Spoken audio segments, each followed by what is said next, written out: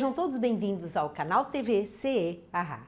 Antes de iniciarmos o estudo de hoje, gostaríamos de pedir a você que compartilhasse, desse um like, se inscrevesse no canal para ajudar a divulgar os seus conteúdos.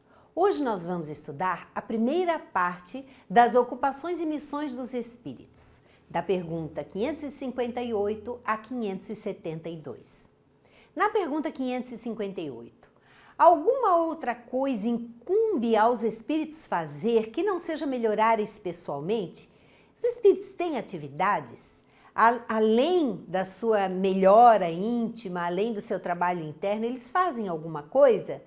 E eles respondem, concorrem para a harmonia do universo, executando as vontades de Deus, cujos ministros eles são.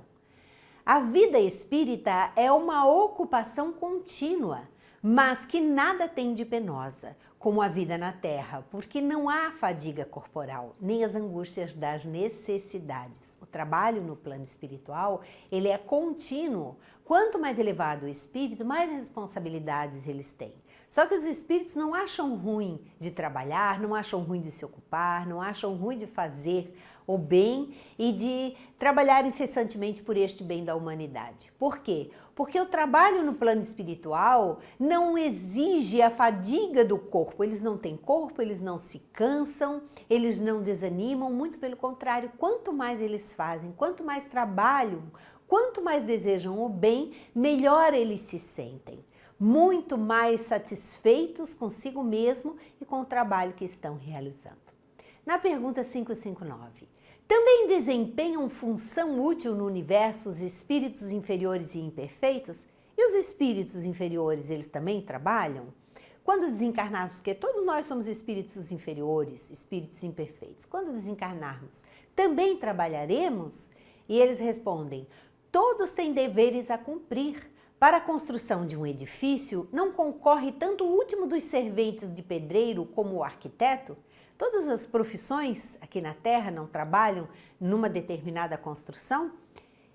E assim, todos são úteis no plano espiritual. Mesmo os espíritos imperfeitos, todos trabalham.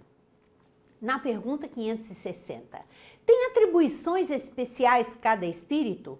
E eles respondem, todos temos que habitar todas as regiões e adquirir o conhecimento de todas as coisas, presidindo sucessivamente ao que se efetua em todos os pontos do universo. Mas, como diz o Eclesiastes, há tempo para tudo. Assim, tal espírito cumpre hoje, neste mundo, o seu destino. Tal outro cumprirá ou já cumpriu o seu, em época diversa, na terra, na água, no ar, etc. Todo o universo trabalha em conjunto. Nenhum espírito fica à toa, mesmo aquele que é acomodado, mesmo aquele que é imperfeito, mesmo aquele que está no início do seu processo evolutivo, todos trabalham. A natureza trabalha, até os reinos inferiores ao reino nominal também trabalham, também concorrem para a harmonia do universo. Quanto mais evoluído é o espírito, mais responsabilidades ele tem. E ele, então, é como se fosse um ministro de Deus. Esses nossos irmãos que já evoluíram, que já alcançaram um estágio evolutivo muito maior que o nosso, eles é que nos comandam, que nos guiam, que nos coordenam e dirigem os trabalhos e o nosso aprendizado e o nosso desenvolvimento, a nossa educação espiritual. Na pergunta 561, são permanentes para cada um e estão nas atribuições exclusivas de certas classes as funções que os espíritos desempenham na ordem das coisas? Quer dizer, em cada classe que o espírito, à medida que ele vai se desenvolvendo, ele tem funções específicas? São sempre as mesmas funções? E eles respondem que todos têm que percorrer os diferentes graus da escala para se aperfeiçoarem. A escala espírita, aquela que nós já estudamos também, que começa dos mais primitivos, dos seres mais primitivos, mais ignorantes, mais inferiores e vai aumentando gradativamente até chegar a espíritos puros. Deus, que é justo, não poderia ter dado a uns a ciência sem trabalho, enquanto que outros só adquirem com esforço. Todos, então, vão percorrer os vários graus da escala evolutiva e nesses graus terão trabalhos referentes às condições que o espírito apresenta. Agora, é claro que os espíritos vão desenvolvendo aptidões diferentes. Em cada encarnação, nós vamos desenvolvendo aptidões diferentes. Então, alguns têm determinada aptidão para realizarem algum trabalho, outros para outros trabalhos. E é assim que o conjunto concorre para a evolução da humanidade. Kardec faz uma nota. Também entre os homens, ninguém chega ao supremo grau de perfeição numa arte qualquer, sem que tenha adquirido os conhecimentos necessários praticando os rudimentos dessa arte. Assim também é no processo evolutivo. Ninguém vai chegar ao topo da evolução sem desenvolver todas as aptidões necessárias. Na pergunta 562, já não tendo o que adquirir, os espíritos da ordem mais elevada se acham em repouso absoluto ou também lhes tocam ocupações? E aqueles que já alcançaram uma evolução maior, eles ficam em repouso ou também têm algum tipo de ocupação? E eles respondem, que quererias que eles fizessem na eternidade? A ociosidade eterna seria um eterno suplício.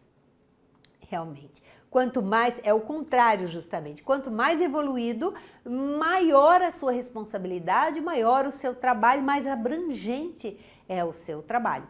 Assim como os luminares que governam os planetas, que governam os sistemas, que governam as galáxias. Na pergunta 562A, de que natureza são as suas ocupações desses espíritos evoluídos? E eles respondem que recebem diretamente as ordens de Deus, transmiti-las ao universo inteiro e velar pela sua execução. Essas são as tarefas dos espíritos superiores. Eles têm muito mais responsabilidade, numa abrangência muito maior de seres. Na pergunta 563, são incessantes as ocupações dos espíritos? E eles respondem que incessantes sim, atendendo-se a que sempre ativos são os seus pensamentos, porquanto vivem pelo pensamento. Os espíritos superiores vivem pelo pensamento. Importa, porém, não identifiqueis as ocupações dos espíritos com as ocupações materiais dos homens. Não tem uma comparação. Os nossos deveres aqui na Terra com os deveres e as ocupações dos espíritos superiores. Para os espíritos, a atividade constitui em si mesma fonte de prazer, pela consciência que têm de estarem sendo úteis. Eles têm prazer naquilo que fazem, eles têm amor por aquilo que fazem e amor por toda a humanidade. Na pergunta 563A, concebe-se isto com relação aos espíritos bons? Quanto mais evoluídos, eles realmente têm amor em seu coração para dar. Dar-se-á, entretanto, mesmo com os espíritos inferiores? Pergunta Allan Kardec aos espíritos. E eles respondem, a estes cabem ocupações apropriadas à sua natureza. Confiais, porventura, ao obreiro manual e ao ignorante trabalhos que só o homem instruído pode executar? Então, os espíritos inferiores muitas vezes irão fazer determinados trabalhos, assim como nós. Nem todo trabalho que a gente faz com amor, a gente faz com dedicação, a gente faz com boa vontade. Muita coisa se faz ainda por obrigação. Mas, quando desencarnamos, a tendência é levarmos as nossas imperfeições juntos.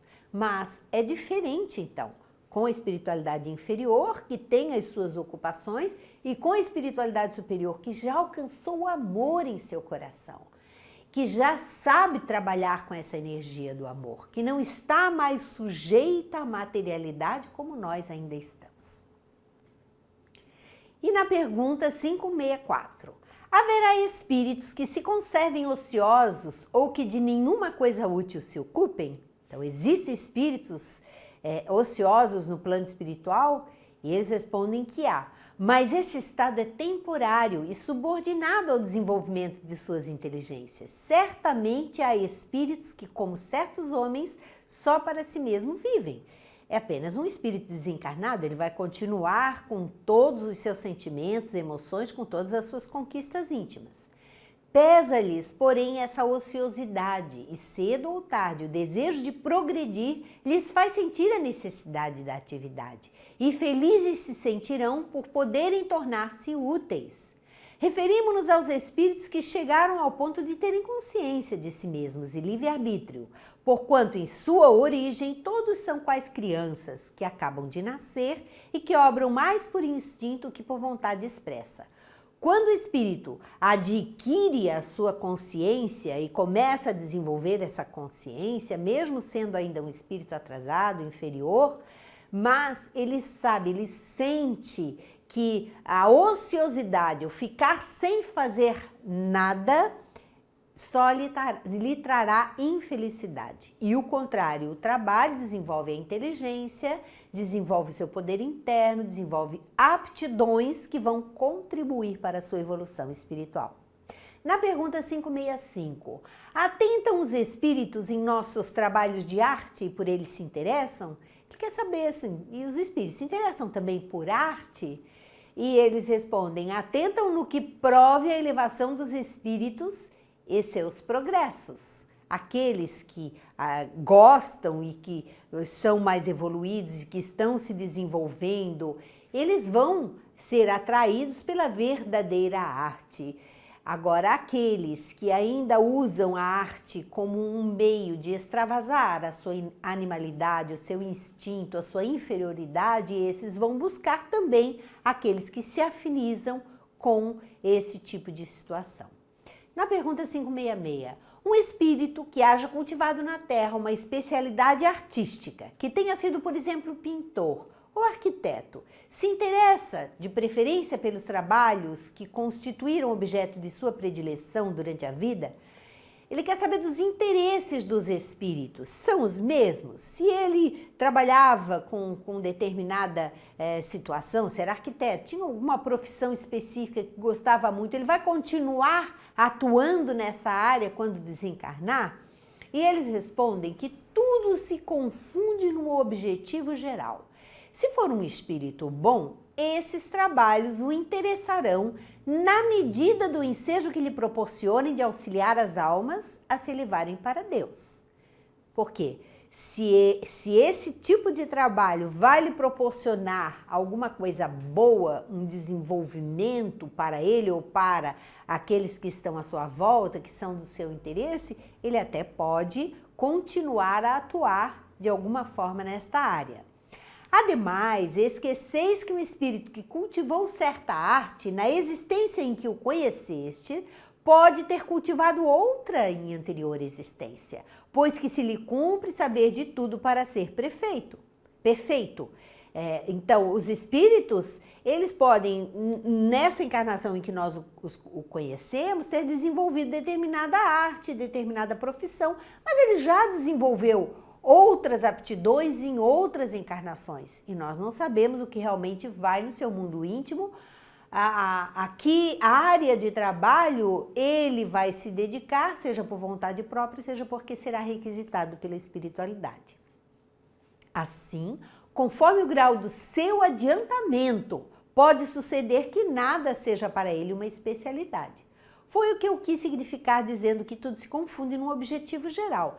Depende da necessidade do conjunto. Notai ainda o seguinte: o que no vosso mundo atrasado considerais sublime não passa de infantilidade, comparado ao que há em mundos mais adiantados. Como pretenderias que os espíritos que habitam esses mundos, onde existem artes que desconheceis, admirem o que aos seus olhos corresponde a trabalhos de colegiais? Por isso, disse eu, atentam no que demonstre progresso. Aquilo que nós conhecemos, por mais sublime que possa parecer na arte ou em qualquer outro setor, na música, que nós conhecemos aqui na Terra, ainda são os pródromos, ainda são muito incipientes diante do que existe no plano espiritual. Artes, músicas e setores da vida espiritual que nós absolutamente desconhecemos. E estudos em que seremos chamados a nos aprofundar, se esse for do nosso interesse ou para o nosso próprio bem. Na pergunta 566A, concebemos que seja assim, em se tratando de espíritos muito adiantados. Referimos-nos, porém, a espíritos mais vulgares que ainda se não elevaram acima das ideias terrenas. Dos espíritos mais inferiores, o que é que acontece com eles? Com relação a esses, o caso é diferente. Mais restrito é o ponto de vista de onde observam as coisas. Podem, portanto, admirar o que vos causa admiração. Se são espíritos inferiores, eles provavelmente ainda vão se sentir sintonizados ou atraídos pelos trabalhos, por aquilo que nós desenvolvemos aqui na Terra enquanto encarnados. Na pergunta 567, costumam os espíritos imiscuir-se em nossos prazeres e ocupações? Os espíritos vulgares, como dizes, costumam. Esses vos rodeiam constantemente, com frequência tomam parte muito ativa no que fazeis, de conformidade com as suas naturezas. Cumpre assim aconteça, para impelir os homens pelas diversas veredas da vida e para lhes excitar ou moderar as paixões. Nós sabemos, através da doutrina espírita, que há uma troca constante de interferência, de influência entre o plano espiritual e o plano material. Agora, com que tipo de espírito nós vamos nos ligar, seja na arte, seja em qualquer setor do serviço humano, vai depender dos nossos propósitos, dos nossos pensamentos, daquilo que nós alimentamos. Porque qualquer setor de trabalho, de desenvolvimento da humanidade pode ser desviado pela nossa inferioridade. E Kardec faz uma nota. Com as coisas deste mundo, os espíritos se ocupam segundo o grau de elevação ou de inferioridade em que se achem. Os espíritos superiores dispõem, sem dúvida, da faculdade de examiná-las nas suas mínimas particularidades, mas só o fazem na medida em que seja útil ao progresso. Unicamente os espíritos inferiores ligam a essas coisas uma importância relativa às reminiscências que ainda conservam e às ideias materiais que ainda se não extinguiram neles. São realmente os espíritos inferiores que se ligam mais às nossas tarefas, aos nossos trabalhos, às nossas predileções no plano material. Na pergunta 568, os espíritos que têm missões a cumprir, as cumprem na erraticidade ou encarnados? Erraticidade nós sabemos que é o período entre uma encarnação e outra. Então, esses que têm missões a cumprir, podem cumprir essas missões no plano espiritual, enquanto aguardam uma outra encarnação, ou somente quando estão encarnados? E eles dizem que podem cumpri-las num e em outro estado. Para certos espíritos errantes, é uma grande ocupação. Os espíritos sempre trabalham, não é porque desencarnaram que vão ficar apáticos, que vão ficar somente gozando as delícias de um céu imaginário. Todos têm tarefas, todos trabalham e este trabalho traz muita satisfação, muito prazer e ajuda no desenvolvimento e no aprendizado espiritual. Na pergunta 569, em que consistem as missões de que podem ser encarregados os espíritos errantes? Que tarefa é essa? Que missão são essas enquanto estão no plano espiritual aguardando uma nova encarnação? São tão variadas que seria impossível descrevê-las. Muitas há mesmo que não podeis compreender. Os espíritos executam as vontades de Deus e não vos é dado penetrar-lhe todos os desígnios. Aí nós podemos ver lá nos livros psicografados por Chico, de André Luiz, tantos e tantos exemplos de espíritos que no plano espiritual estão desenvolvendo milhares de tarefas, inclusive espíritos mais inferiores que despertam e que acabam protegendo, que acabam ajudando a proteger aqueles a quem eles prejudicavam. Há todo um trabalho que nós não podemos nem imaginar do trabalho que existe no plano espiritual. Basta termos boa vontade para trabalhar que com certeza conseguiremos tarefas. Kardec faz uma nota. As missões dos espíritos têm sempre por objeto o bem. Quer como espíritos, quer como homens, são incumbidos de auxiliar o progresso da humanidade, dos povos ou dos indivíduos, dentro de um círculo de ideias mais ou menos amplas, mais ou menos especiais, de preparar os caminhos para certos acontecimentos, de velar pela execução de determinadas coisas. Alguns desempenham missões mais restritas e, de certo modo, pessoais ou inteiramente locais, como sejam assistir os enfermos, os agonizantes, os aflitos, velar por aqueles de quem se constituíram guias e protetores, dirigi-los, dando-lhes conselhos ou inspirando-lhes bons pensamentos. Pode dizer-se que há tantos gêneros de missões quantas as espécies de interesses a resguardar, assim no mundo físico como no moral. O espírito se adianta conforme a maneira por que desempenha as suas tarefas. Então, essas tarefas realmente são muito extensas. Nós não poderíamos eles não poderiam nos dar especificações dessas tarefas, porque elas acontecem de todas as formas e até de formas que nós não imaginamos. Agora, o que nós sabemos é que quanto mais inferior, mais restrita a sua tarefa. E quanto mais o espírito se desenvolve, mais ele vai ampliando essa tarefa, maior abrangência tem a sua tarefa. Na pergunta 570, os espíritos percebem sempre os desígnios que lhes compete executar? E eles respondem que não. Muitos há que são instrumentos cegos, outros, porém, sabem muito bem com que fim atuam. Então, grande parte, principalmente os mais inferiores, eles são utilizados pela espiritualidade superior sem se darem conta do que estão realmente fazendo, como cegos, mas todos são guiados pelos espíritos superiores. Na pergunta 571, só os espíritos elevados desempenham missões? A importância das missões corresponde às capacidades e à elevação do espírito. O estafeta que leva um telegrama ao seu destinatário também desempenha uma missão, se bem que diversa da de um general. Então, todos os espíritos irão trabalhar de alguma forma. E todas as missões são importantes, porque cada um vai conseguir realizar dentro das suas condições. E na pergunta 572, a missão de um espírito lhe é imposta ou depende da sua vontade? Ele a pede e de todos se considera se a obtém. Muitos espíritos, principalmente os mais esclarecidos, podem sim pedir determinada missão. Nem todas são aceitas. Vai depender, as questões são avaliadas pela espiritualidade superior e até as condições daquele espírito que a está pedindo. Mas todos têm condições de pedir, sim, determinadas missões, determinadas tarefas.